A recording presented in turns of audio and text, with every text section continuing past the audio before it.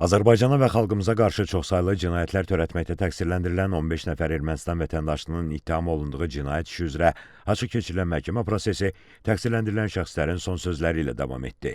Əvvəlcə son sözünü davam etdirən David Manukyan ona qarşı irəli sürülən ittihamla bağlı müxtəlif əks arqumentlər səsləndirdi.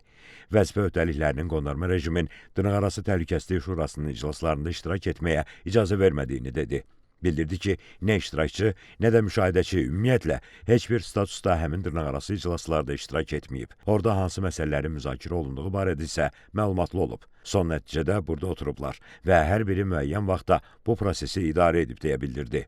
David Manukyan sonda hüquqlarını müdafiə edən vəkillərinə təşəkkür etdi. Təqsirləndirilən Arayik Harutyunyan məhkəmədə son sözündə dövlət ittihamını müdafiə edən prokurorların dəlilləri ilə razılaşmadığını dedi. Bildirdi ki, Qarabağda doğulub, orada yaşayıb təhsil alıb. Azərbaycanlılarla heç bir problemləri olmayıb və təzyiqlərə məruz qalmayıblar.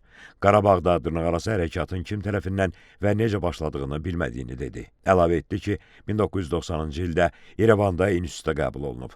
1992-ci ilin fevralında isə 18 yaşı tamam olduğu üçün hərbi xidmətə çağırılıb. Orduya getməsəydi, fərari elan olunacaqdı. Arayik Harutyunyan çox məlumatlı adam olduğunu, amma bəzi hadisələrin konkret Kəlbəcərdəki tunel hadisəsini məhkəmədə öyrəndiyini dedi.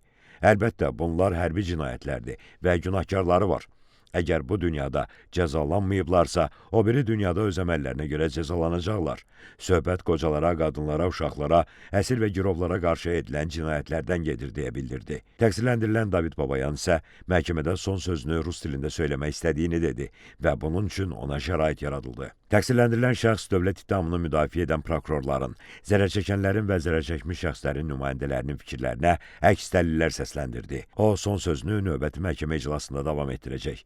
Qeyd edək ki, dövlət ittihamını müdafiə edən prokurorlar təqsirləndirilən şəxslərə qarşı irəli sürülən ittihamın məhkəmə istintaqında sübutların tədqiqi zamanı təsdiqini tapdığını bildirərək Arayik Harutyunyan, Lyova Mnasakanyan, David Manukyan, David Babayan və David İşxanyanın ömürlük, Arkadi Qukasyan, Bako Saakyan, Madat Babayan və Melikset Paşayanın 20 il, Qarik Martirosyanın 19 il, David Allaverdiyanın 18 il, Levon Balayanın 17 il, Vasili Beqlaryan, Qurgen Stepanyan və Erik Qazaryanın 16 il müddətinə azadlıqdan məhrum olunmasını istəyiblər. Bildirilib ki, təqsirləndirilən Arkadi Qukasyan, Bako Saakyan və Madat Babayanın ömürlük azadlıqdan məhrum etmə növündə cəza nəzərdə tutulan cinayətlərin törədilməsində ittiham olunmalarına və həmin ittihamların məhkəmə istintaqında sübuta yetirilməsinə baxmayaraq, yekun məhkəmə qərarı, yəni hökm çıxarılanadək həmin təqsirləndirilən şəxslər 65 yaşına çatdıqları üçün Azərbaycan Respublikasının Cinayət Məcəlləsinin tələblərinə əsasən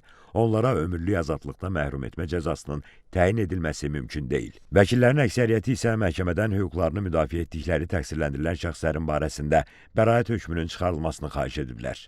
Məhkəmə prosesi dekabrın 22-sində digər təqsirləndirilən şəxslərin məhkəmədə son sözlərini söyləməsi ilə davam edəcək. Bakı Hərbi Məhkəməsində hakimlər Zeynal Ağayevin sədrliyi, Camal Ramazanov və Anar Rızayevdən ibarət tərkibdə keçirilən məhkəmə iclasında zərərçəkmiş şəxslərin bir qismi, onların hüquqi varisləri və nümayəndələri də iştirak edirlər.